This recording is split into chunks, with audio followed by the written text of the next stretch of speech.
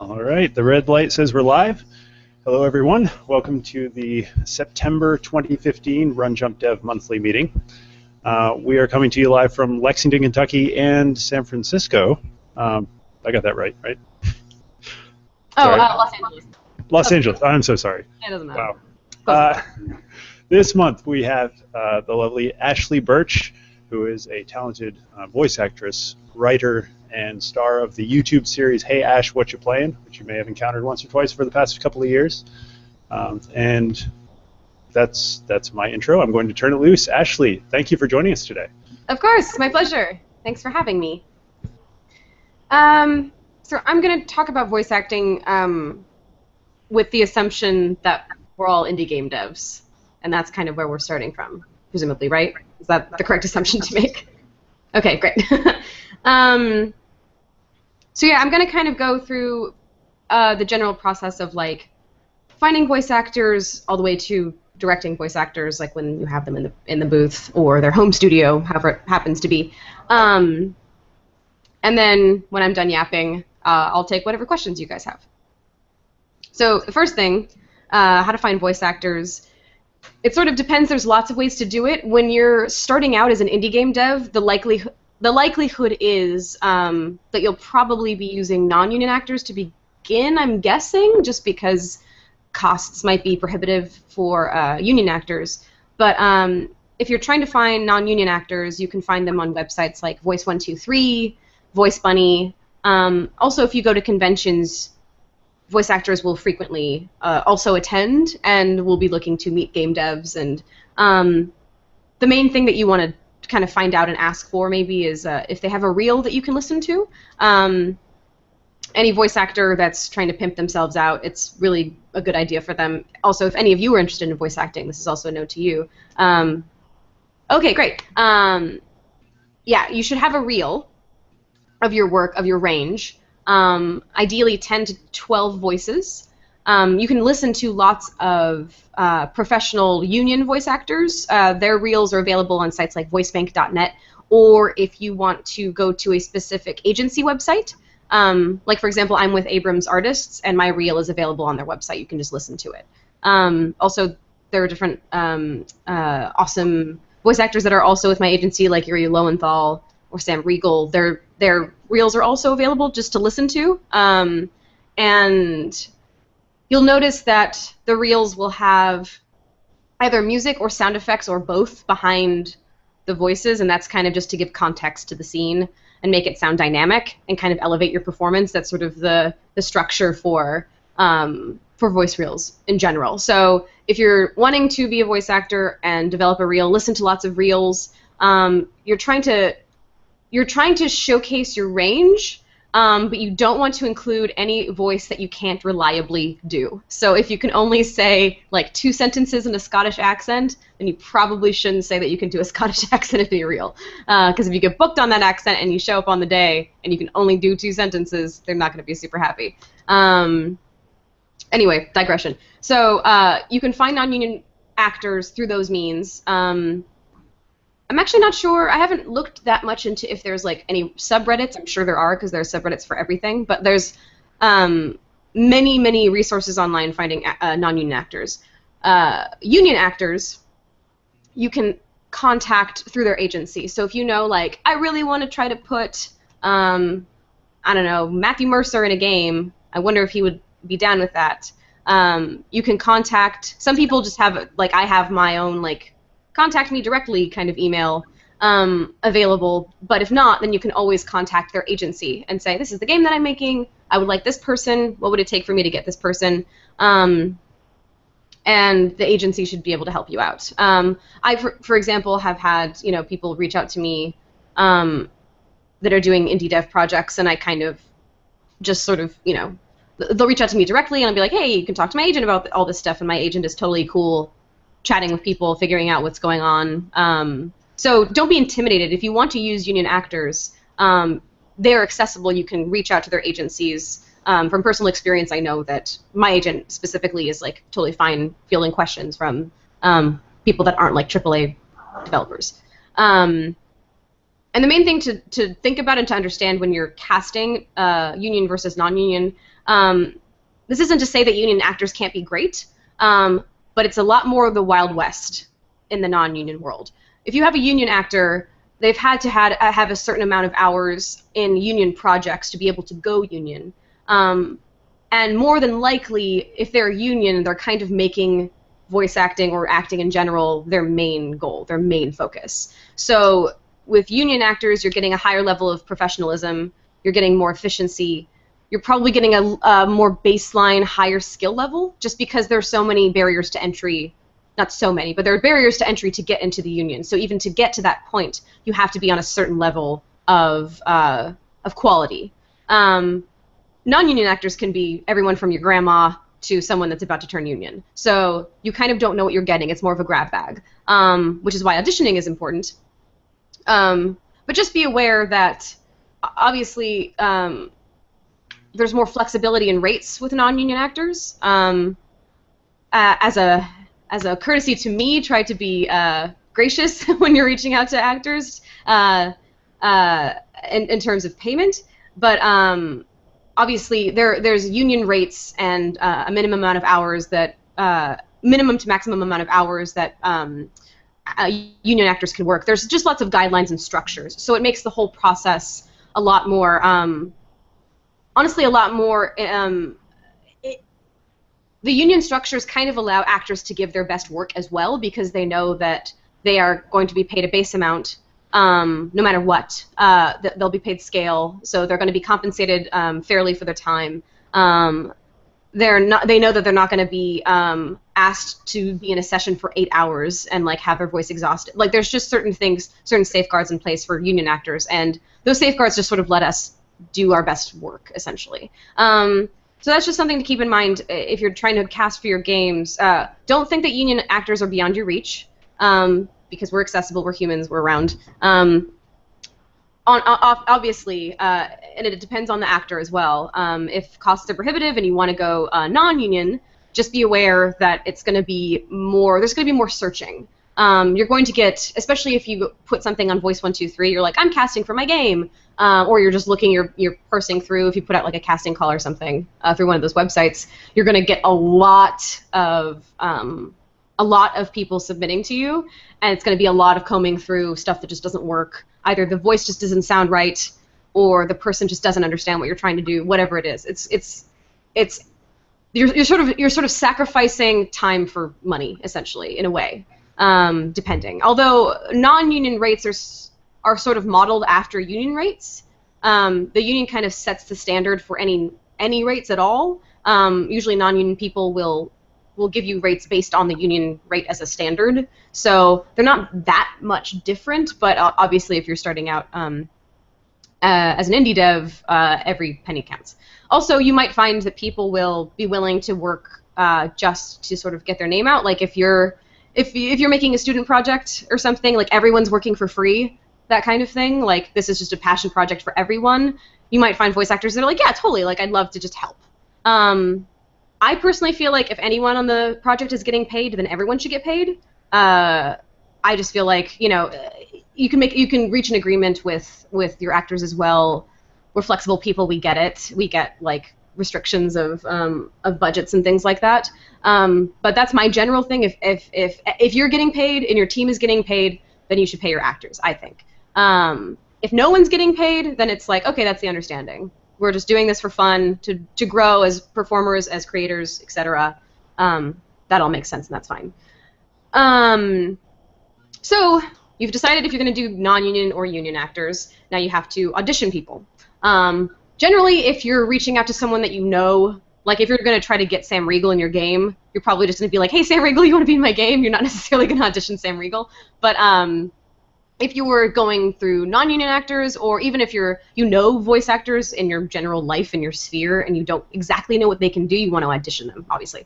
So the best thing to do, you're going to create sides for your characters. And so what sides are generally, if you have concept art for the character, that's great to include. You're going to include their name, obviously. And the thing about sides, and this will we'll kind of tackle this again when I talk about directing, but you don't want to give an overwhelming amount of information to your actor. The line to toe with acting is kind of, you want to find the sweet spot of enough information that the actor has something to sink their teeth into, but not so much information that they don't get to make any choices, if that makes sense. So you want to include, if you have art for your character, include art for the character. Give me a little rundown about what their backstory is, like what's the context of this character in the narrative. Like I don't necessarily need to know literally everything about the character unless it impacts how I might be portraying them in this audition. So you might tell me, like, they lost their family, so they have issues with trust. They are a leader naturally. They are curious. They are abrasive. You know, whatever information you feel like you need the actor to convey in their performance is good to include, but just don't drown the actor in, like, I don't need to know the entire lore of the story. Like, I don't need to know, like, all the political machinations of the entire world that you created to be able to give you an audition. So just keep it tight. Keep it lean. That's the word I was looking for. And in the same way, giving a lot of lines to read. So basically, the format of a side is you've got your character description and picture at the top. Usually people will give backstory in a paragraph, and then they'll give traits. So it'll be like, here's the backstory, and then for like quick-fire traits like abrasive, strong, stubborn, you know, just literally just adjectives with commas in between. They'll do for personality traits. And then they might do vocal sound-alikes. So they might say, they sound kind of like this. So, or vocal examples. So there are a lot of people that will say, like, they'll give me the background, personality traits, and then they'll say something like, they kind of sound like Cate Blanchett. That's kind of who we think of in our minds when we, you know, or Emma Stone or whatever. And so you're like, okay, maybe you don't do exactly Emma Stone, you don't do exactly Cate Blanchett, but you'll think about, like, okay, they want huskiness, or they want this sort of, like, regal quality to the voice, that kind of thing.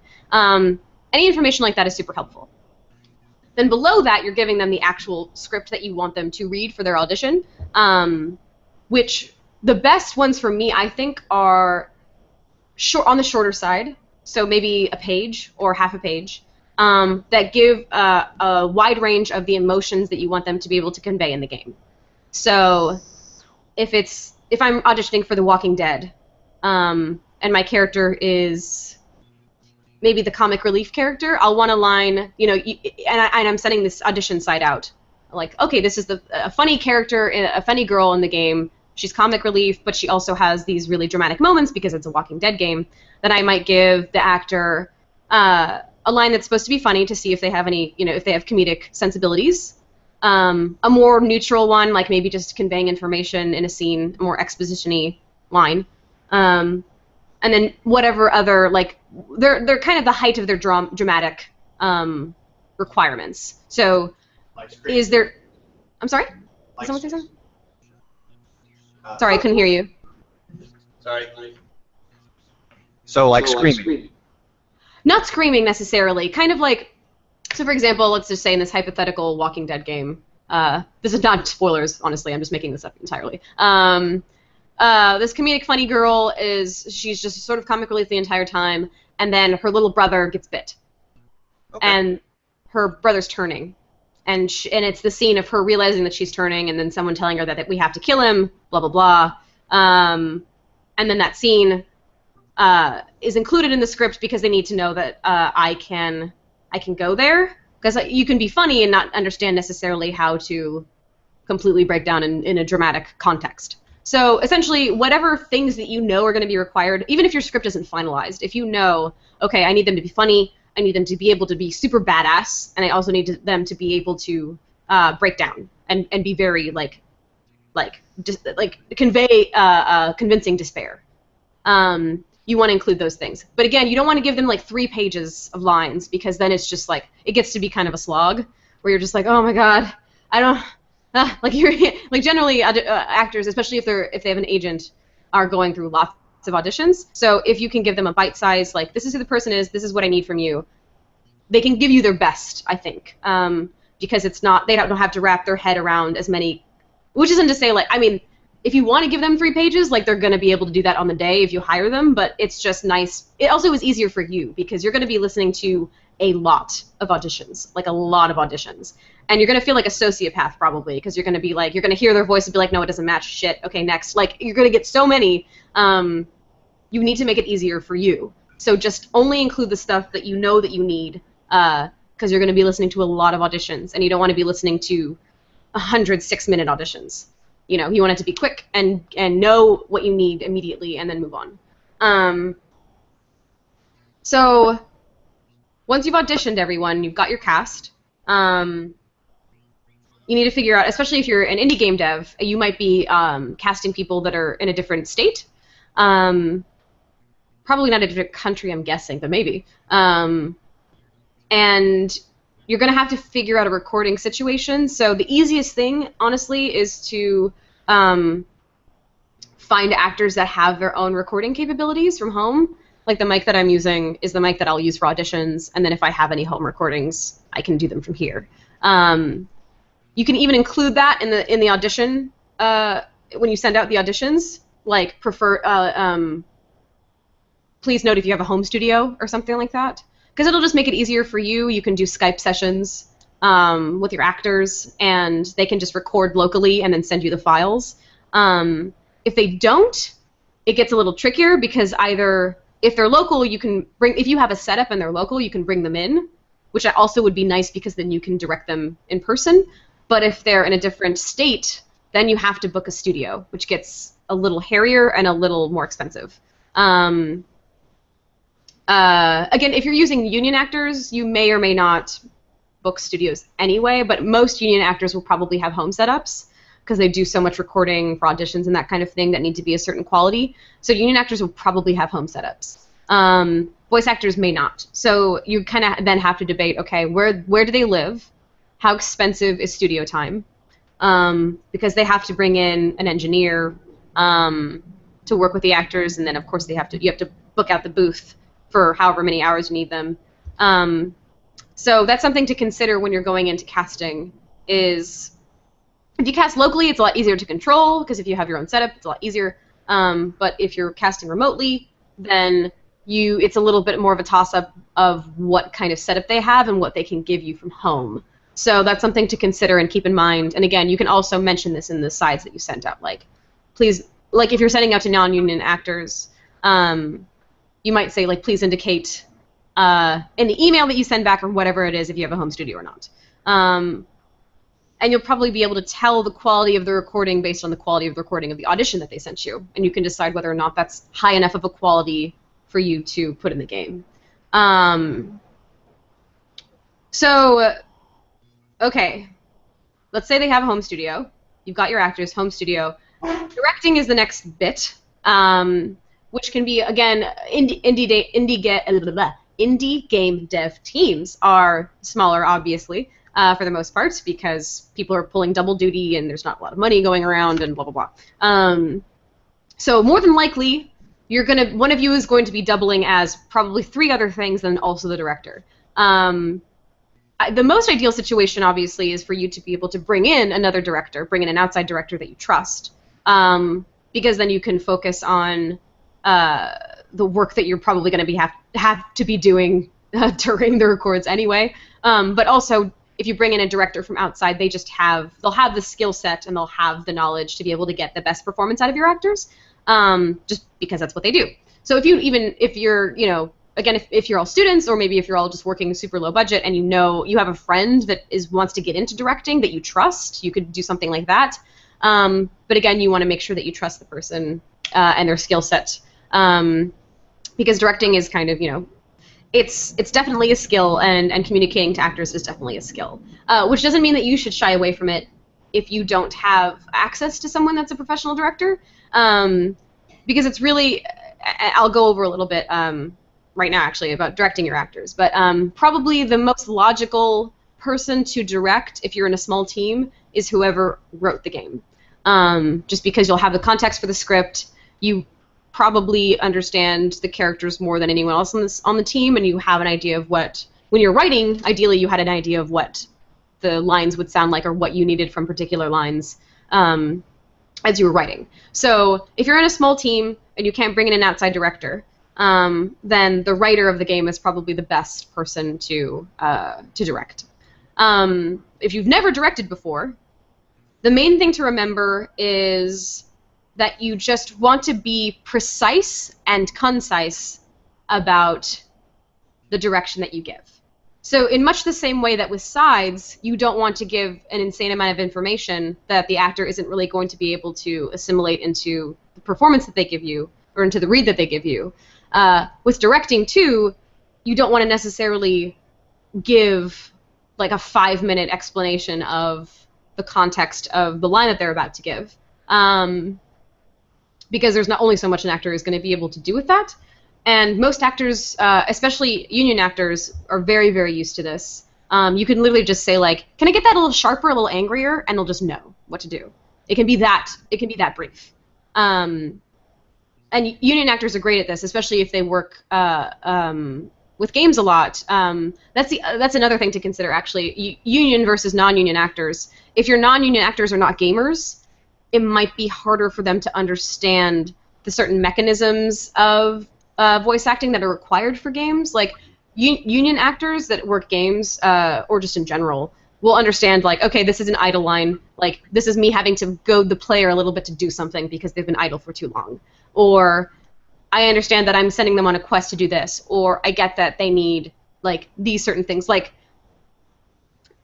being a gamer as well as a union actor, for me, it's a lot easier to go into a booth and be like, okay, I see what they need here. I see what they're trying to do here. Because I just understand games, and I understand, like, the requirements of voice acting in games. Like, a lot of it is connective tissue for quests and for explaining to the player how to play the game, various things. So that's something also to consider, is that union actors will have that as a... they'll have that in their hip pocket already. They'll know what you're going for. And non-union actors might not. They might just be random actors that are like, voice acting would be cool, and know nothing about games. So explaining that sort of information, if you're working with non-union actors that don't play games, is going to be a little bit more... it's going to be required, essentially. Because people might be like, I don't understand why I'm, you know... I can't think of an example. But... There's just certain lines if you don't play games or you don't know games that you're like, what the fuck does this mean? But if you know it, you're like, oh, okay, I get it. The dev needs this to connect to this. I'm good. I can get it. I can just give you what you need. But the general thing that you want to do, if you're recording a game or any VO really, you can give some context for the context for the story is great. Again, not too much. I don't need to know the inner workings of the entire political system of the fantasy world that you've created to be able to be a character in it. And I probably won't be able to keep all of that in my head if you tell me anyway. So you want to give context for a scene. Let's say it's a conversation between it's a Witcher type game, and your protagonist is talking to an elf person that they used to have a relationship with. So as a director, I might say, if I'm recording with the person playing the player character, I might say, okay, so this character you've had, 40 some odd years ago, you guys were partners and you left her unexpectedly, and she's resented you ever since. So you're going to be coming into this sort of contrite and knowing that you're going to get a beating from her, essentially. Like, that kind of context is great because, like, okay, I understand the relationship between these two people. I get the history. But I don't know, well, she was an elf that was living in this village, and when you came in 40 years ago and you saved the whole town, it's just like, it's not necessarily required to have that much information, so keeping it concise is really good. You're generally also going to want to get 3 takes from your actor. You can do it various ways, honestly. So if you're, let's say you're recording a multiplayer game, and your character is more of a player character, like a League character or an Awesome Knots character that's mostly just like quips and taunts and shouts and stuff like that, you'll probably just go through the script and ask them to give you three versions of a line. And then after the 3 versions that they give you, you'll go back and give them direction if they're not quite there yet. It's up to the actor, and again, this is the difference between seasoned actors and non-seasoned actors. You might find that you cast someone that sounds great and can't take direction very well. hopefully not. But if it's super important to you, like, let's say you're making an adventure game that's like entirely dependent on voice acting. Like, if your voice actors aren't there, then the game's just going to tank. You can do callbacks. So especially if you're working with non-union folks, if you have like a few people that you're into and you don't quite know who to choose between, and you want to know whether or not they can take direction, you can hold callbacks, which essentially would just be you would do a different scene. If they're in a different state, you could do a Skype session with them, and you treat it like a mini session essentially. So you do a scene from the script. You can even read with them if you want, and see how they take direction. And if they can't, then that gives you information that you need going forward, and if they can, then great. But anyway, so yeah, if you're doing like a multiplayer style game, you'll probably do you'll ask your actor to do 2 or 3 reads, and then go back and get stuff that they haven't quite gotten yet after you give them some direction. Another thing to keep in mind, just for the sanity and the safety of your performer, is to keep all screaming and shouting and all that kind of stuff until the end of the session so they don't kill their voice. That's generally what people do, like, in any game. I mean, they're going to be, if you're making a military game, it's kind of, you just kind of have to scream the entire time, so there's not much you can do about that. But if you're, if you're doing, just a general game, and then at the end you need, like, grunts, efforts, shouts of pain, punches, that kind of thing, just save all that stuff to the end, because it will be harder on your actor's voice, and they will be much happier if they can give you the emotional performances you need without their voice being hoarse and awful at the beginning of the session, because you started with screams. So for multiplayer games, or for games that aren't quite as story-based, you can do the 3. You can also do that for story-based games as well. You might find that you want to read with the person if it's an emotional scene. You might, your actor might ask you to allow them to go through an entire scene and not give you 3 in a row, just so they can keep their emotional state consistent. The other thing that's great if you have the opportunity to do it, but again might be prohibitive depending on scheduling and whatever, is being able to record with the other actors. So this is actually not that difficult to do if you're doing your sessions remotely. You can have both of your actors on. So for example, for Scale, Sarah Almale and I, we recorded separately in our own homes, but we were on the same Skype session together, so we were acting off of each other, which is really great, because that way you don't get vocal bleed, and there's no risk of you guys affecting each other's reads, and also it doesn't require you to book a studio and schedule timing and like all that kind of stuff. So if you have 2 actors that each have their own home studios, and they have emotional scenes together that you would like for them to play off of each other, you can try to schedule that kind of thing, and actors love that, because it's like, oh, I get to hear the person that I'm speaking to, I get to act off of them, it's great. But it's not required also. Again, union versus non-union, but union actors are very used to going in and giving performances to no one.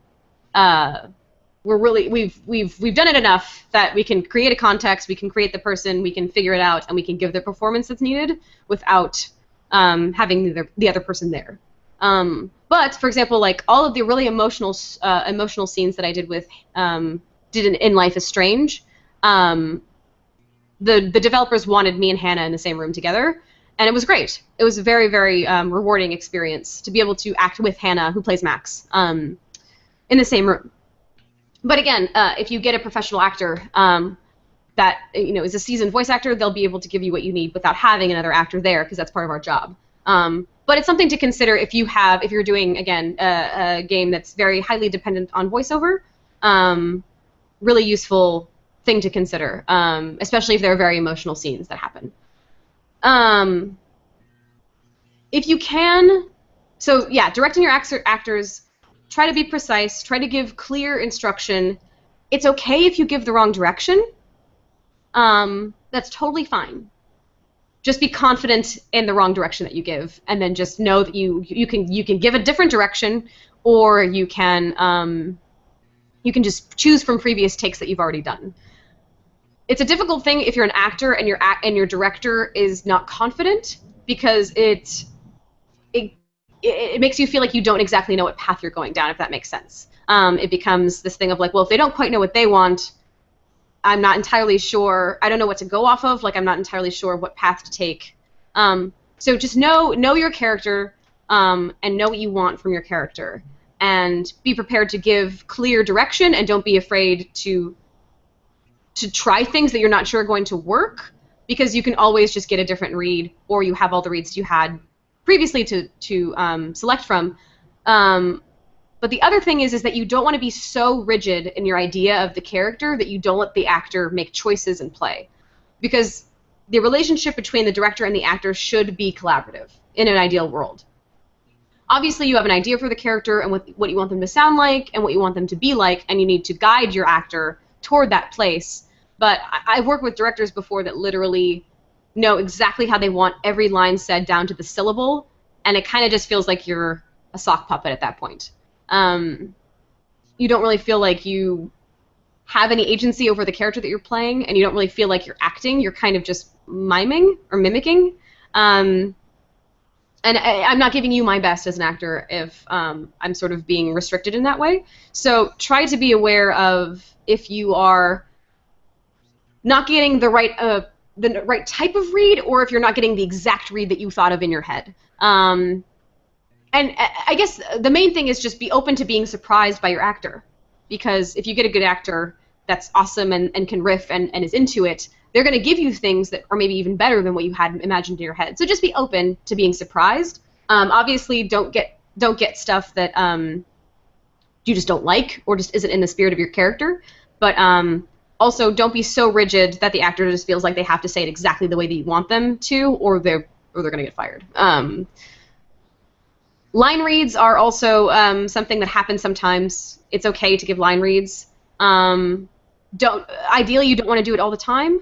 I've had a director that from the jump, like from the word go, the minute we started working with each other, every line he gave me was a line read, or every direction he gave me was a line read, and it was kind of like, okay, whoa. I was like, well, okay. It gets a little frustrating because you're like, I'm here to add to this. Like, I want to be part of this experience and add to what you're making. So don't do that necessarily. But if there's a situation where you're like, you know that a line has to be read this certain way, or for the joke to land, for example, because comedy is very specific in that sense. Like for the joke to land, it has to be deadpan or whatever, and the actor keeps giving too much. You can always say like, do you mind if I give you a line read, or just give a line read. That's happened to me before. It's happened to lots of actors. I even have actor friends that are like, you just tell me what it sounds like. Just tell me what you want it to sound like.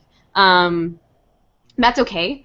And especially if you're on a time crunch, like I only have this actor for an hour, and I really need to get this line, and it needs to sound exactly this way. Like, don't be afraid to do that. Just don't let it be your default state. You want to have room to play, and you want to have room to collaborate, but you also need to get what you need to get. And again, if the actor is a professional, then they're not going to get hurt by it, because that's just what happens sometimes. It's not about them being bad. It's just about sometimes you just don't quite get a direction until you hear it. So don't be afraid of that. But the most that you want to do, you just want to make sure that you're giving clear and concise direction. Don't babble too much. Don't go off on tangents. Just sort of know what you want to say it, and then redirect yourself if they don't give you the reads that you want still. Again, I've worked with lots of writer-directors. I've worked with lots of people that were in small teams and didn't have a director that they could bring in, and so they directed me, and they did fine. So don't be worried about it so much. But again, if you really feel like you're not sure how you could do it, if you have friends that have an inclination for directing or you think would be good, you can bring them in to speak to the actors. It's not a problem. You're going to tend to need probably, especially if it's a big game, more than one session with an actor, so budget for that. Don't expect that you're going to get everything in one session, because when you iterate and you start implementing your voiceover, you might be like, ah, shit, we need this line, or this entire scene doesn't make sense, or there's too much blank space here, or we need to be able to prod the player here because in playtests they're taking too long to move, or they don't know where to go. So just know that when you start iterating, you're probably going to end up needing more from your actors. So just be aware of that. You also, voiceover is one of the later things that you do, in the game design process, probably, but that you don't want it to be the last thing that you do. So just be aware that once the voiceover is implemented, you're going to have to change things. So don't save it until the last minute and feel like you can just slot the voiceover in and it's going to be fine, because it's probably going to break some stuff, or you're going to realize that there are gaps in the game that you need to fill. So yeah, be prepared for pickup sessions, which are generally shorter. For example, in the Union world, my main session for a video game, so for example, like Mortal Kombat was a 4-hour session the first time that I did it. Then pickup sessions, the way that Union rules work is that you get paid for a 4-hour minimum, just so you can eat and live.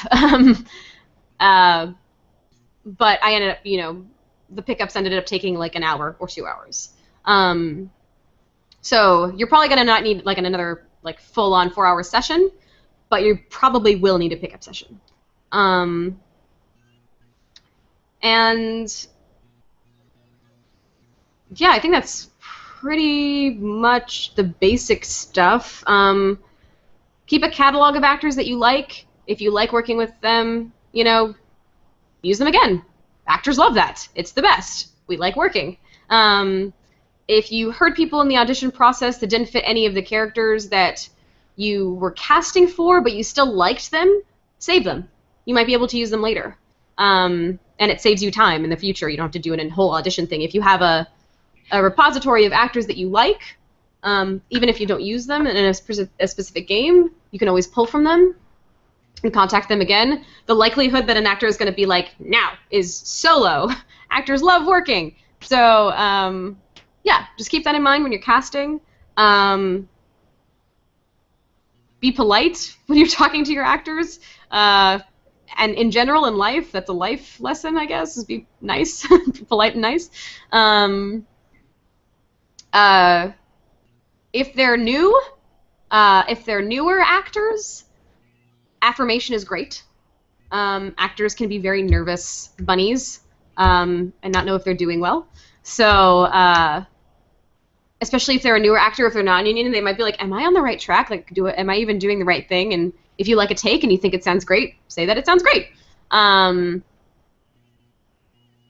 More professional actors don't need that, because they're like, I remember hearing a story about someone saying that, like, one of Michael Caine's directors saying, like, that was a great take, Michael. And he was like, yeah, I know, because he was professional as fuck, and he's Michael Caine. But yeah, generally, as a director, if you're going to be a director in the team, don't be nervous. Just know what you want. Be kind. Be direct. Be clear. You'll be fine. Yeah, I'll stop babbling now so that people can ask questions. But yeah, that's the basic stuff, I think. Awesome. Thanks, Ashly. Yeah. All right, well, Barrett, Ashly, if anyone in the room has a question, the mic at the front is live, and there's a camera you can stare into if you'd like to. Yeah, definitely. Hop on up. And also, if you are watching the live stream over YouTube, hit us up on Twitter, the RunJumpDev account, all one word. Tweet at us, ask questions. We'll ask them for Ashly on the air. Hi, Ashly. Can you hear me? Hi. So I've only done a little voice acting with one person. Sure. And I was wondering if this was common. He was somewhat... I don't know what the word was. He was a perfectionist, and every time we had to redo one line, we'd have to redo all of them, just so that everything sounded consistent. Is that something that you've run into a lot, or is that just I've run into a perfectionist? That's not great for you as a developer, because that eats up your time, and it's your job to make sure that it's consistent. That's the thing. Again, not to harp on the non-union versus union thing, but like union actors, where we just sort of know, like if the director says it's good, then move on. You know what I mean? Very rarely will you have union actors be like, "Can I get another one?" Like I'll do that sometimes. Like if it's a super, like there are some moments in Life is Strange that were like super emotional, and I really wanted to hit them, and I knew I could do better. But for the most part, it's like if you got it, move on. That's not great, just because, again, it's a time suck for you, and it's not his job to tell you what you need as an actor, necessarily. Do you know what I mean? Like, you're directing him, you'll know if it's consistent, you'll know if it's in the right pocket, Yeah, I mean, was he a newer actor? Do you know? He's more of a he was doing the recordings and the acting, so more of a singer turning actor. So I see. Yeah.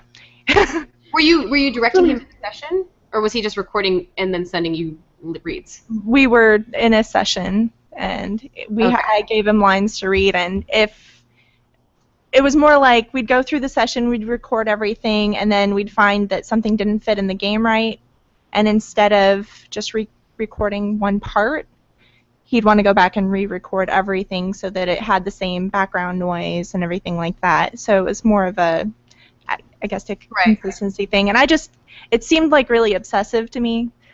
And That's not common. That's not common. Also, like background noise and stuff, there are programs, like even free programs like Audacity, that can remove background noise, so that shouldn't be a concern. Yeah, that's not common. I mean, it just sounds like maybe he was, a nervous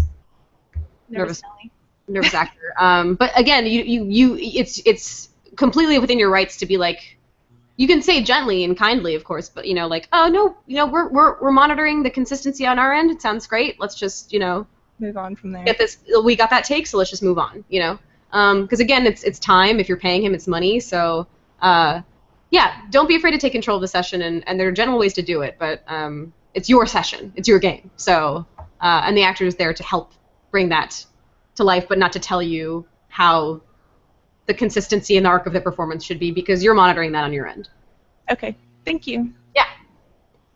All right, I think we've got a question over Twitter.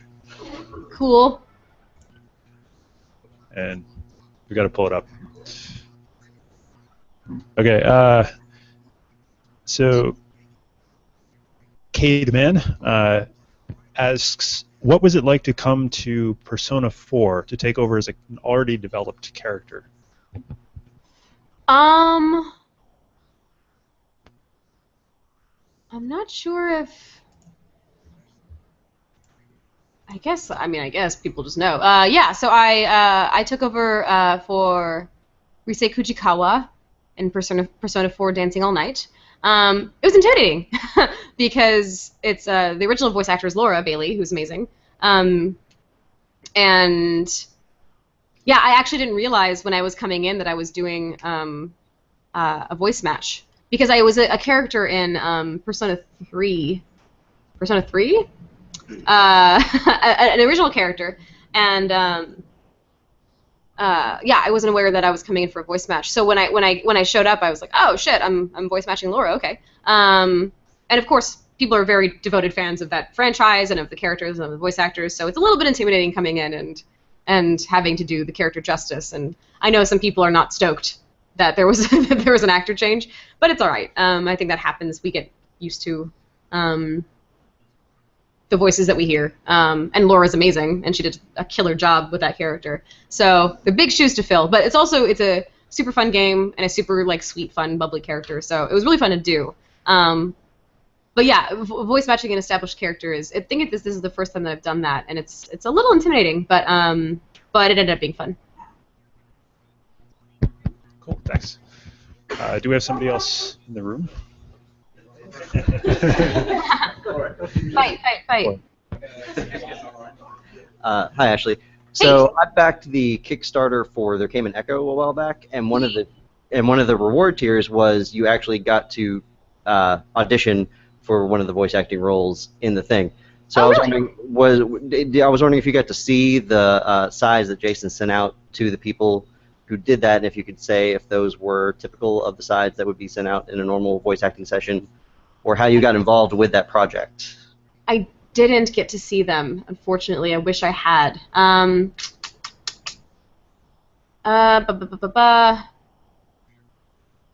I'm trying to. I'm scanning my brain to see if I have sample sides on me that wouldn't be super violating of an NDA.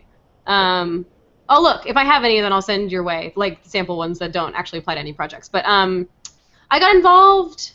How did I get involved? Oh, Jimmy Henson, the composer, is a friend of mine, and when he read the script, he thought that I would be a really good Val.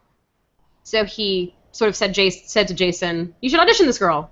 And Jason was like, okay, and then I auditioned. That was pretty much it. Okay. Yeah, that process had a general audition and then a callback. I don't know if that's interesting to know, but yeah, there was a general audition with sides. Or I think actually we went from the script and I was talking directly to Jason. It was sort of an unorthodox auditioning process, actually, but there was a callback process. I don't know if that's interesting, but there's information for you. Okay, thanks. Yeah. Okay, I'm going to go back to Twitter for a moment. Sure. Bill Mudrin, I'm sorry if I butcher your name. What's up, Bill? He's got a question. When recording from home, how do you deal with housemates, pets, LA helicopters, etc.? You work around them. That's the benefit of being in the studio, is that everything is super insulated and you have an engineer monitoring your levels and making sure you're not clipping. So that's another thing about having a home studio setup, is that you kind of have to. I also am near. I can hear. I don't know if you guys have been able to hear planes flying overhead, but it's one of those things where, again, there's options in different programs that allow you to remove background noise, which is super helpful. But then there are also moments where you're like, fuck, there was an airplane in that take, god damn it, I really liked that one. Like, that happens. But mostly you work around it. If you live with other people, you can always just be like, hey, I'm going to be recording something for the next couple hours. You guys could just try to be, a little quieter. Hopefully, if they're not assholes, they'll understand and agree to do that.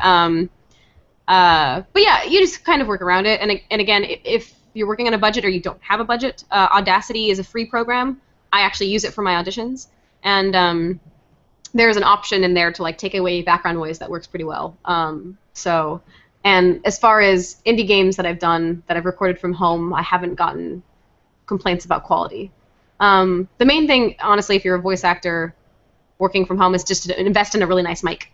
If that's what you want to do, feel comfortable and feel okay to invest in a nice mic that will up the quality of the recordings that you're going to give people. Hi, Burt Reynolds, attorney at large. Sorry, it's just you've been talking about Matt Mercer and Sam Riegel, and I've been watching their show Critical Role. So. Oh yeah, they're awesome. Yeah, out of curiosity, do you think you're going to be in that? This is aside from what I'm actually wanting to talk about, but do you think you're going to be going to Critical Role at any given point, or have they given you an invitation? I don't know what I'm allowed to say or not say, so I'll just say no comment. I have no idea. Okay. All right. So I've been listening to your entire thing about the voice acting process from the voice actor's perspective, and I would very much like to be a voice actor as well as make my own games. I guess the biggest thing that I want to ask is what kinds of sources should you essentially pay the most attention to when you're wanting to form characters, or even more so, have your 10 to 12 voice reel, as well as where's your go-to for things like accents and cadences to a voice, as well as how to create that range for the character that you're creating? Right. So that's a good question. I mean, all of them have been good questions. I'm not playing favorites. The thing about that is that I actually don't. I mean, I'm kind of like a what do you call it? I shoot from the hip a little bit, trying to find accents and cadences. I kind of just go on YouTube, honestly. Like if I get an audition that's like they need to have an Icelandic accent, I'm like I have no idea what that sounds like. I will literally just go on YouTube and like type in like Icelandic girl speaking, and there are lots of people that just do that. Like genuinely, like there are people that are like I'm a German woman that is learning English, so she just puts up a video of herself speaking English for herself, but it helps me because I get to hear what a native German speaker speaking English sounds like, and then I'll just repeat over and over again. For a while, actually, I was trying to get a Scottish accent down, and I just kept searching Google until I found clips of. This sounds really creepy when I say it out loud now, but I searched for clips of Scottish women reading stories, and I would listen to them on my way to like. I was working in Seattle at the time.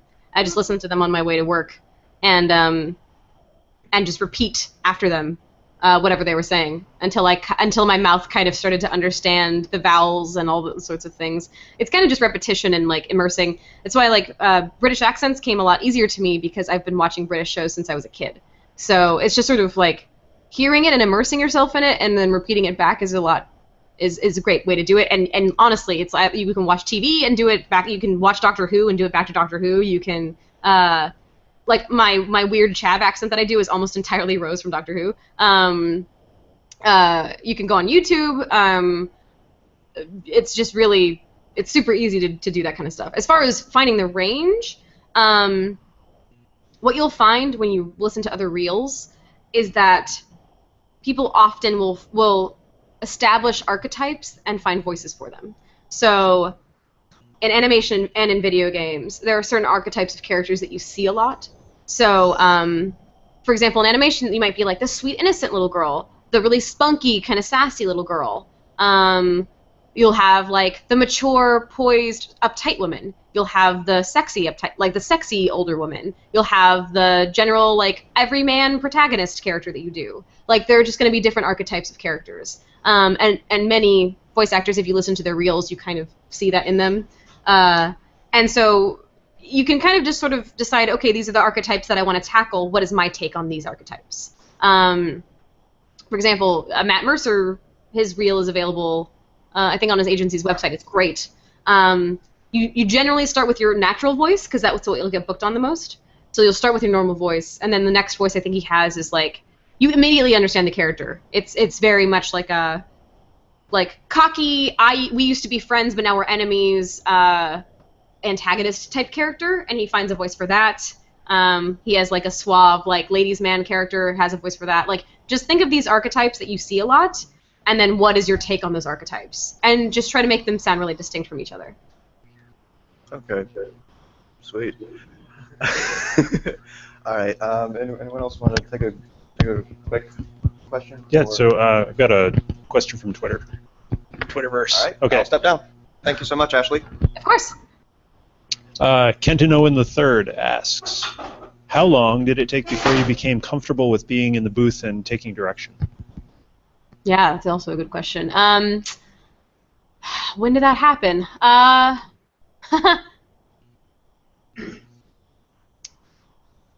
I only stopped being super nervous every time I went into a session, like, recently. Like, in the past few months, probably.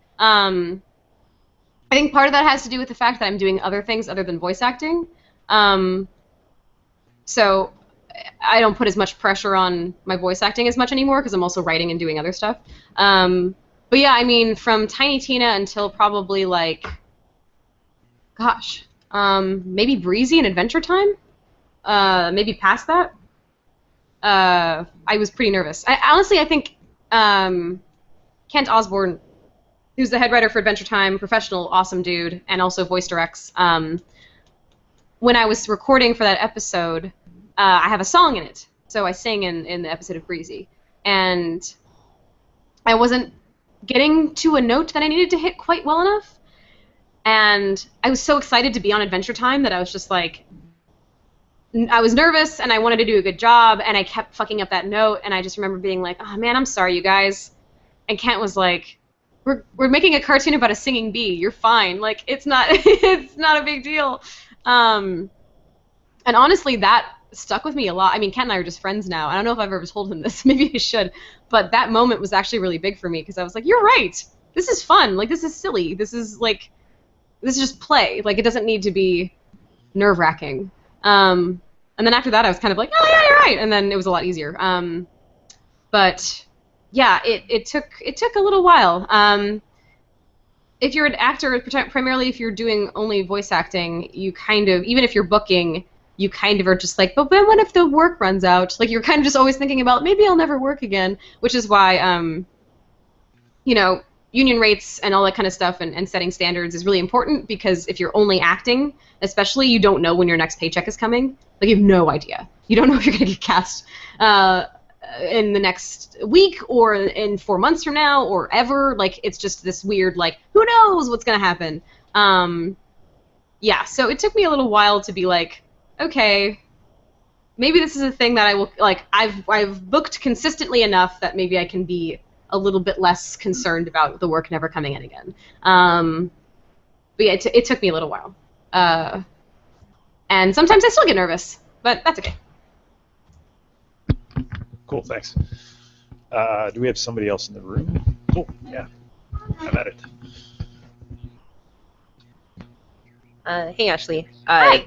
So I'm working on a game called Read Only Memories, and we recently had Adam Harrington do a bit of voice acting for like the intro and outro of the game. But it was kind of a pretty small amount of voice acting, especially relative to like a fully voiced character, because we only had him for, sections of the game. Sure. Is there anything that you would suggest for giving direction or working with someone on just like a very small portion of the game instead of like an entire character? I think honestly, in that kind of context, especially with someone like Adam, they're gonna kind of just know what to do. I think, especially, was it like a narration, like a exposition kind of like voice of God type of thing? Well, the trailer was, but then we had him do voices for one of the characters that's actually, it's not voiced in the game, but we had him voiced for the intro and outro of the game only. So there was sort of context of the character, but, and Adam did great because he's Adam, but for like someone that may not have as much experience with that, like, he had the context of the character, but he didn't necessarily have context of his own lines, because he didn't have more than these. Right. So, I think in that case, honestly, was he just saying forgive me, was he saying stuff like, was it establishing the game? Was it like exposition? Was it more like esoteric, like thematic type, like ambiguous lines? Was it, It's fine. We sort of had like both the intro and outro were like a newscast, sort of, that set up the game, and then sort of were commenting on events that took place in the game, sort of setting up what happened afterwards. Mm-hmm. And it was this character that's not voiced in the actual game being interviewed. Right. And so we had a voice for the interviewer and for this character. Well, that's an archetype that I think people, especially if they're professional actors, will probably just know. They'll just like have a sense of and be able to pull from. Like that's a cadence of voice and a type of voice that people are used to hearing and kind of know where to go with, and also a type of delivery of information that people are used to hearing and know. So in that sense, I think just giving literally the context of that, what you just said, is super helpful. Like I kind of already know what I would do. You know what I mean? If it were me. So for like newer actors though, is there just giving them suggestion of looking up similar types of like, I mean, if you have an analogy, like if you've ever, literally, it's like if you're on your local news station, or like if you've ever heard like a news anchor speak or give a story, everyone has heard that. So that's a pretty universal thing that they should be able to, even a new actor should be able to be like, okay, yeah, I know what that sounds like. Yeah, so that context alone, again, it's like that it doesn't require that much information necessarily. Like reads for your actors don't necessarily require a huge swath of information. Like that's an archetype. I get it immediately when you say it. I know what it sounds like. It's easy. Yeah, so I wouldn't worry so much. Like they don't need to know like have like an emotional core to that moment or whatever. It's sort of just like it's a newscast. It can be that simple, that easy sometimes. Okay, cool. Thanks. Yeah, totally. Okay. Do we have somebody else here who wants to ask a question? Yeah. Up on it. Very overarching question. This is more of an opinion than getting a fact. But like maybe people out there wanting to know if they're making their own game and they're doing a lot of the resources themselves, maybe even they can do voice acting themselves. Do you think it's best, time-wise, even money-wise, to maybe even do their own voices yourself if you can, or do you think it's feasible to get other people even to make your game seem more real, real compared to like, oh, that sounds like the same guy doing a high voice or a low voice, or same girl doing all these different voices or whatever. Right. I mean, it's kind of up to you. If you're Tom Kenny, go for it. Like, I will not be able to tell the difference. But like I was saying, it's more of opinion, yeah, like for whoever you Right. are. I mean, it also depends on the game. Like, it depends on how much money you have, if you have any money. It depends on your access to actors. It depends on the type of game. If you're doing a game that has any sort of emotional component to it, I wouldn't encourage you to do, like, let's say you're doing especially if you're doing like an adventure game or even like an RPG, something that's requiring that has like a pretty strong narrative. I would probably not, unless you have really, really, really good range. Right. Cast yourself as multiple characters. Like casting yourself as a character, sure. Like why not? If you feel comfortable acting, you think you can do a good job, sure. But if you are heavily reliant on voice acting to convey information, narrative, whatever, you're probably going to want to have an actual cast. Yeah. It's also stylistic. I'm sorry? So if you're a better writer than a voice actor, I guess at that point it doesn't really matter. Yeah. I mean, it's also like, stylistically, let's say you're doing a platformer, you know, and you have like 3 playable characters, and they just sort of go like, or like make, you know, they do like jump sounds, punch sounds, whatever, and you just pitch yourself up and down. Like, sure, maybe if that's what you want to go for. It's kind of just, what is your goal? What is the voice? Like, the other thing to think about is like, why are you using voice acting?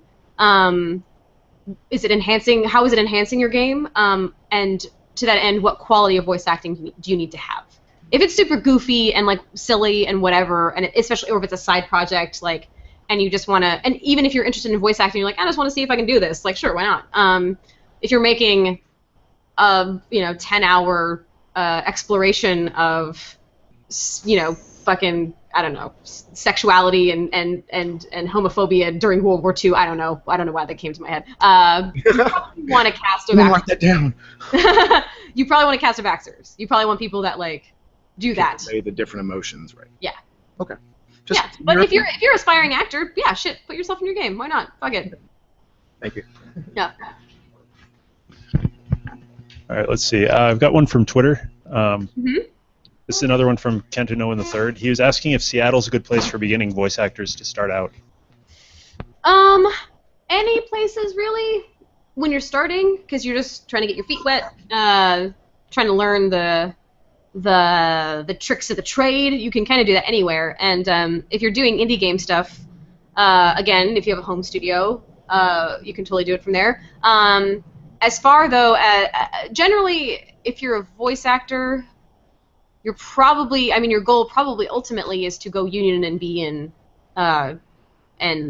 all sorts of games, presumably. And to do that, you kind of have to live in Los Angeles. If you want to be in like any AAA title, you need to live in Los Angeles. There's some stuff that casts out of New York, but for the most part, everything, animation, video games, all that stuff happens in LA, as far as voice acting goes. But you can get started anywhere. Like, you can start learning, like, if you just live in Seattle and you are doing work here, you're going to school or whatever, you can learn anywhere. You can submit for stuff anywhere if you have a home studio. And there is some voice acting in Seattle. I know Valve casts locally a lot, but they also go to LA for stuff.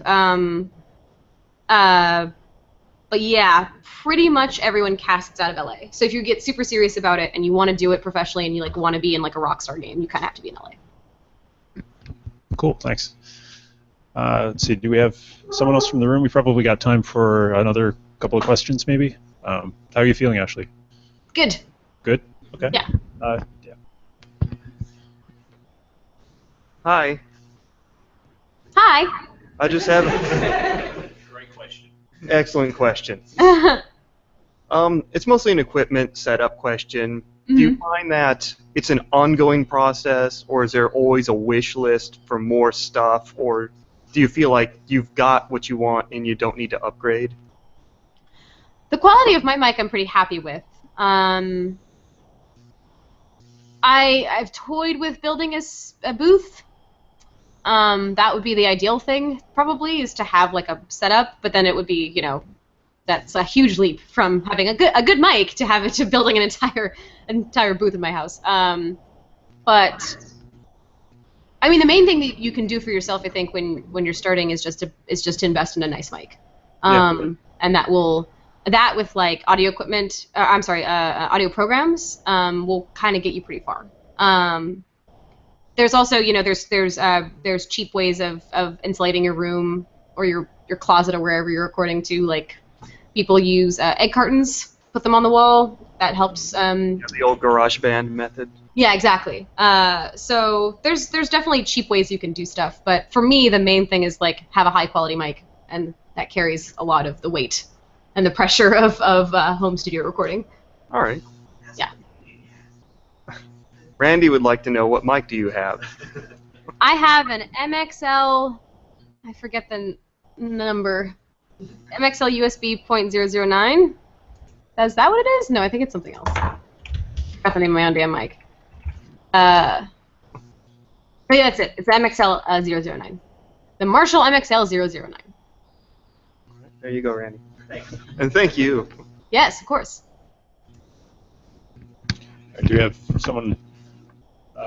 I think Jeff. Go ahead. Okay, cool. Hi. Yeah. So I just walked in and missed like the whole thing. But you mentioned before a little bit about like moving to LA, and like that's something you have to kind of do if you want to get really serious about it. Mm-hmm. I'm kind of thinking about following in kind of the same footsteps you are, doing like voice acting, making entertainment and stuff. But California seems like this weird, overcrowded, expensive place where there's no water. So like, what's your personal experience been like? Are you pretty happy with it, or? It is overcrowded and has no water.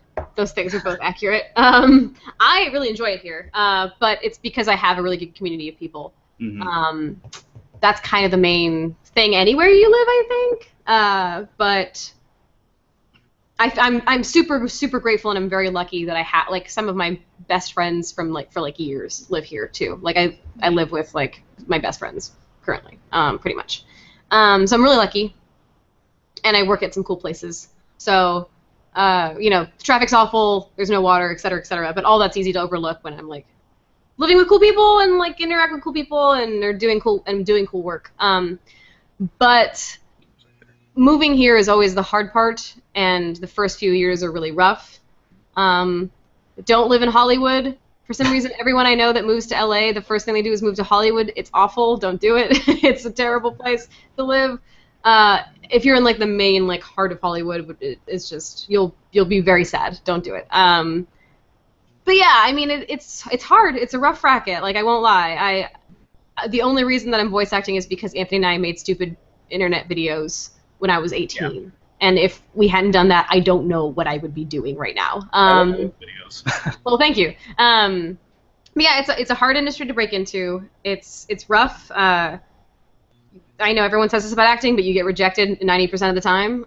It's, you kind of have to be like, this is the thing I'm going to do. Like, you have to be, like, super, yes, voice acting is my fucking passion. It's what I'm going to do. Because it's rough. It's rough. And it's slow to start, and getting an agent's hard, and all that stuff. But, I mean, it's awesome. It's an awesome gig. If you can do, if you're able to break in, it's fucking great. But, yeah, it's super hard.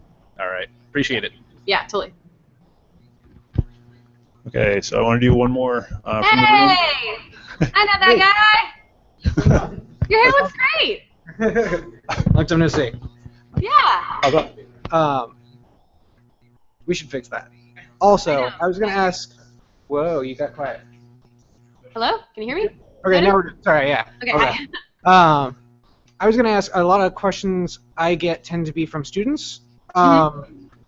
So I guess my question would be from the perspective of a student, like someone who is like wanting to do this long term or whatever. Like I can't speak to voice acting. What would I do if I were a student that wanted to maybe like do something from an academic standpoint? I know that like maybe I don't know. I kind of am familiar with your background, but I don't know what I would recommend to someone who wants to get into that from the perspective of someone who has no experience or like no time. Right. So the main thing is, like, you can always be working on your reel, I guess, like different voices that you want to do. That's always something that you can do, is try to find new voices. You can do that by trying to perfect it. Impressions of famous people is a way that people do it. Or just, like I said before, finding archetypes and finding your own little spin on what those archetypes are. also, if you're a student and if you're going to a university, there are probably animation students or game devs, aspiring game devs, that you can offer your services to. So I know a lot of people will, like, if they're an animation major, they have to do lots of like short films, or their thesis film has to be like a fully animated thing with voice. So you can always be like, I am a voice actor, I want to do that, and kind of offer your services. There's also like the game maker forums, where game devs talk to each other. There's like a bunch of game devs localized to one place. You can be like, hey, I'm a voice actor, here's my reel. If you like my shit, maybe we can work together. And then signing up for Voice 123 and that kind of stuff. It's honestly maybe a great time to do it as a student because you're not going to book for a really long time. So if you get the ball rolling while you're a student still, then you're going to be ahead of the game when you graduate.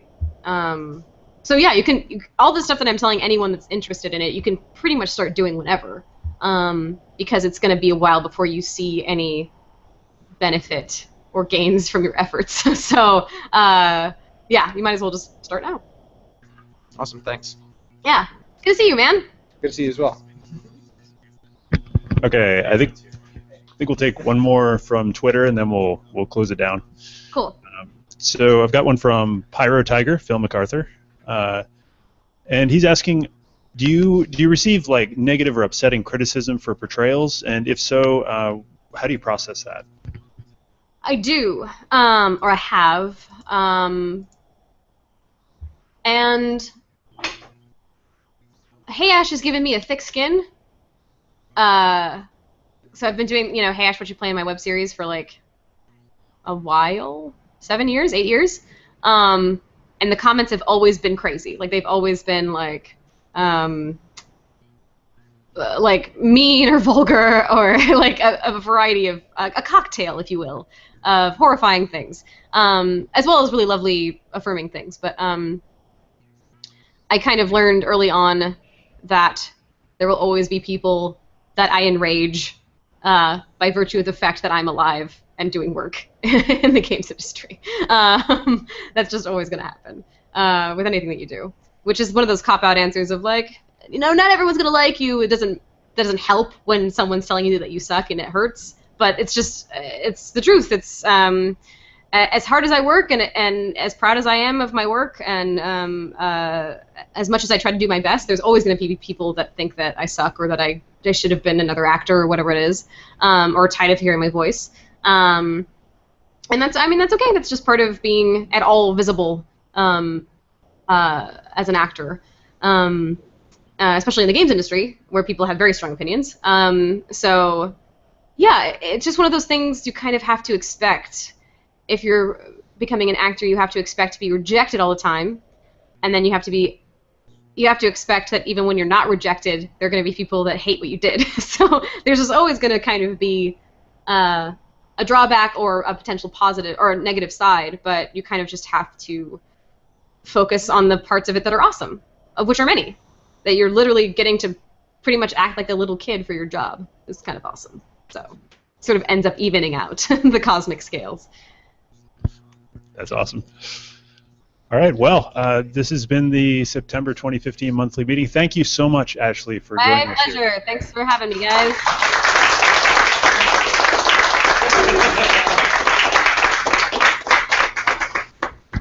Thanks, so friends. we do these once a month, usually on the last Wednesday of a month, and we also do a once weekly meeting, which is kind of a let me rewind. Yeah, if I could talk. A hack night, hack meetup, where you can come out and show what you're working on, get some advice, talk with other people who are doing what you do. That's Tuesday night, 6 p.m. at Awesome Inc.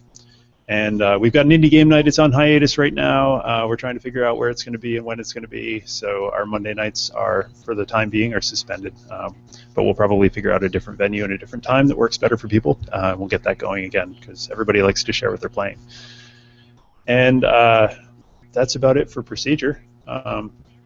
Again, thanks very much to Ashly, and thanks to everyone on YouTube who's watching along and asking us questions on Twitter. Really appreciate it, and we'll see you again. Take care, everyone. Bye. Have a good weekend. Bye.